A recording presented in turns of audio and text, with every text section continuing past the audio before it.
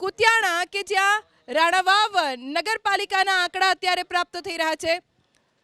કુતિયાણામાં ભાજપ અને સમાજવાદી પાર્ટીને 10-10 બેઠક મળી છે। શું થશે અહીંયા એ કહેવું અત્યારે મુશ્કેલ છે। વોર્ડ નંબર 5 માં આખી પેનલ સમાજવાદી પાર્ટીની જીતી છે। આ ખૂબ મોટા ઉલટફેર કહી શકાય। કુતિયાણા નગરપાલિકામાં ટાઈ થઈ ગઈ છે। 10-10 બેઠક ભાજપ અને સમાજવાદી પાર્ટીને, કેમ કે અહીંયા તો કોંગ્રેસે ઉમેદવાર જ ઊભા નહોતા રાખ્યા।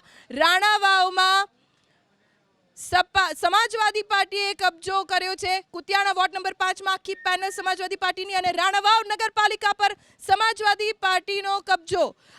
કેટલી મોટી ઉલટફેર, કેમ કે અત્યાર સુધી ભાજપ, કોંગ્રેસ, આમ આદમી પાર્ટી, પણ સમાજવાદી પાર્ટીની નગરપાલિકામાં સત્તા એ કેટલા મોટા સમાચાર?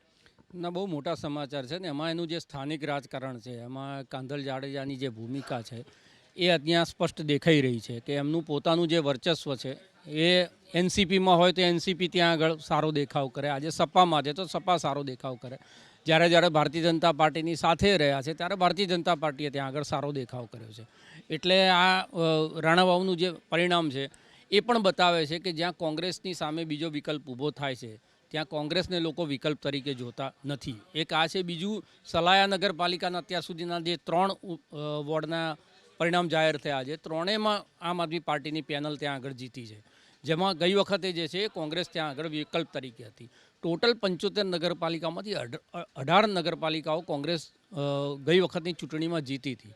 અત્યારે જે 68માં ચૂંટણી થઈ રહી છે એ નગરપાલિકાઓની અંદર એક પણ નગરપાલિકામાં ખાતું ના ખુલવું, કોંગ્રેસનું ખાતું ના ખુલવું એ તો બીજી વાત છે, પણ એની અંદર ટક્કરમાંય ના હોય એ પરિસ્થિતિ જ્યારે ઊભી થાય, તમે સમજો કે ટેલી 10%ની જ રહે છે। પેલા લોકો લગભગ 900એ પહોંચ્યા હતા, આ લોકો 100એ પહોંચ્યા।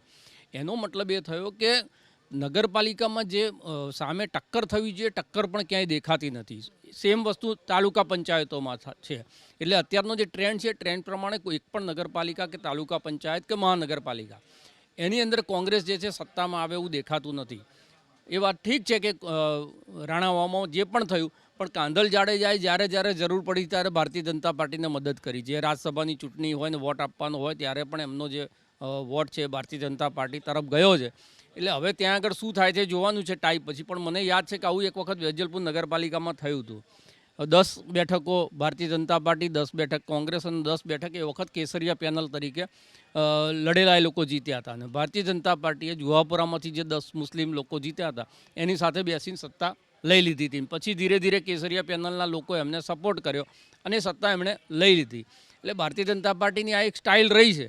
એટલે ત્યાં આગળ એમાં શું થાય છે એ પણ આપણે જોવાનું રહેશે। પણ ઓલ ઓવર પિક્ચર એવું બતાવી રહ્યું છે કે એક તરફી મતદાન થયું છે, એક તરફી જે છે એ લોકોનો ઝુકાવ રહ્યો છે। રાણાવાવમાં 24માંથી 16 બેઠક સમાજવાદી પાર્ટીને મળી છે અને સ્થિતિ એવી સર્જાઈ છે કે 10-10 ઉપર આવી ગયા છે અને રાણાવાવ નગરપાલિકા ઉપર સમાજવાદી પાર્ટીનો કબજો છે। કેમ અહીંયા ભારતીય જનતા પાર્ટી માત્ર 8 બેઠકમાં સમેટાઈ ગઈ, અહીંયા કેમ કોઈ કાર્ડ ભાજપનું ન ચાલ્યું?